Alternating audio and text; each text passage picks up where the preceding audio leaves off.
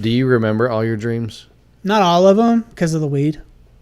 But like you don't remember because of the weed, or you do because remember? No, I don't remember because I smoke too much weed before I go to bed sometimes, and so that blocks all dream. I heard that sometimes that makes them more lucid, though. Is that right? The mushrooms definitely do. Okay.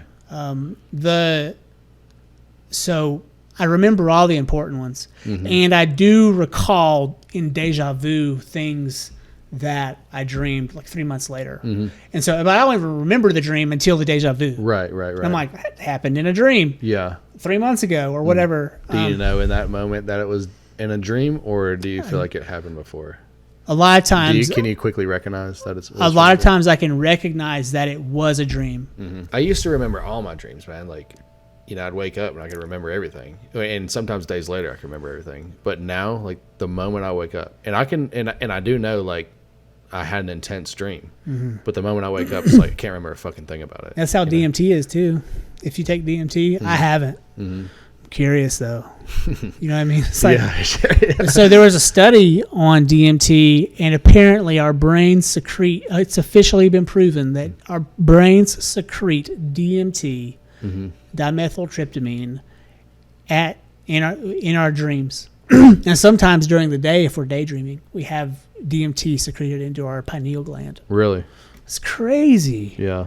And so if you take that during the day, it well, would like, be like you know, the fucking dream. Well, like the Wim Hof method. Yeah. Well, he can apparently make his brain make him trip balls. He can like control the chemicals in his body. I've watched Wim on stage at a Tony Robbins event.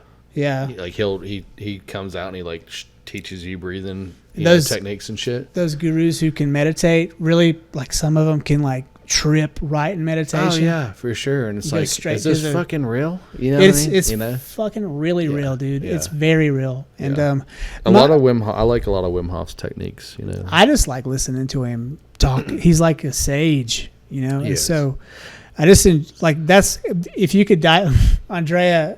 My wife was talking about my YouTube feed today. She's like, your YouTube feed's fucked up. You know? Because it's like... How so? It's like DMT in the brain. That's a video. And then it's like a whole slew of Jordan Peterson and Joe Rogan videos. And then it's like NFL updates. And then it's like just like deep dives into psychedelics and like what they do and how different trip stories. Yeah. That's all it is. It's just a ton of trip stories. Yeah. And I'm completely like, I don't know what the right word is, but like I'm consumed by that search for what it is, like why we're here. Have you ever done ayahuasca? No, of course not. I was invited to do it this month. Really? I was like, What do you mean, of course not? Are you totally against it? No, I am not, but it scares the shit out of me. I've talked to my media guy, James, my co-host. I've talked to him. Does he dabble? Yeah, he did. Most media guys are like me. He's sober now, but he said he would do an ayahuasca trip with me. I had a guy named Mal contact me.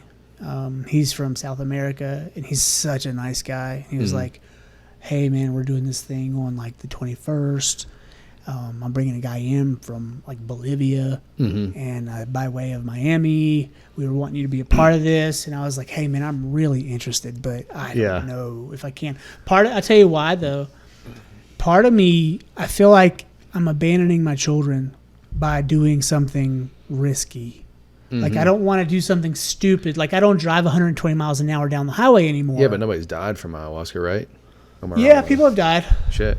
Yeah. Usually, if you die, I think you're just like you fucked yourself. Fucking throw open your own throat or something because you like all your choke or like, right? Like. I think one guy died because he freaked the fuck out and did something stupid or something. Well, back before the history goes, as I've learned on YouTube, is that a School of Hard Knocks.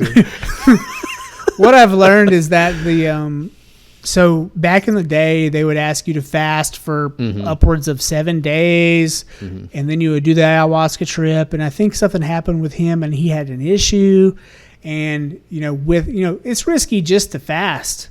Oh yeah, yeah. And so if you fast and then you put your body through the stress of ayahuasca, it could cause you to dehydrate or. And I think a lot of those methods are outdated that you're talking about, right? It seems I've like heard, now it's getting a bit more. Yeah. Just come as you are. I've heard a lot of influencers talking about doing it, and you know, huge business owners that are like, when I did ayahuasca, it was my big breakthrough, and then I went from 10 million to 100 million, you know, and it's because it, you know, I don't always believe those guys, but I it's don't know. true. You're right. Yeah, yeah. You're gonna get bullshit.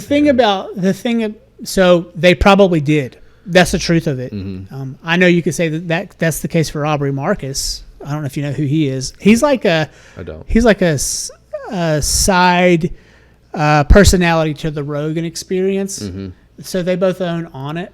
Okay, I got you. All yeah. right. So Alpha Brain. I mean, Aubrey Marcus, he went full guru level, and I mean, he's, you know, been able to become an influencer through his connections with the Rogan group. You know, that's like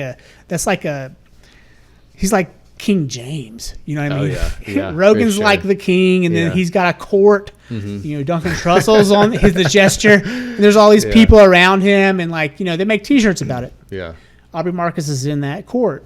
And he was able to turn a whole bunch of businesses over based on his experiences with ayahuasca and the journeys of DMT. And that's true. But I think what happens for me is let's say I've had 5 or 6 really strong ones. I had one when I was 22, and that really helped me find who I was. Strong what trip on mushrooms? Or Mushrooms, something? for Yeah. sure. It's all Yeah. mushrooms out here. Yeah. And then, Which is essentially this is what ayahuasca is, right? in a way, it's sort of in the same line, but it's different. I can't say how much different because I haven't done ayahuasca, but I know that if I had a guy in here who had done all of that, he'd be like, it's different, but yeah.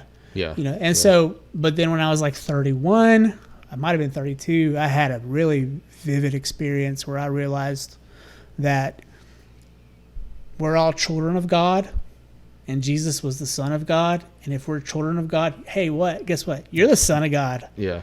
I'm the Son of God. Daughters of God are equal. And we can all be as influential as Jesus was if we choose that path. And so that was a really big moment for me. Ironically, it happened like 3 days before my dad died. Wow. And so I was like still on, my mind was still in that trippy space when I got the call, man. And so, you know, that was a real moment of growth for me. And I didn't unpack that trauma until a few years later.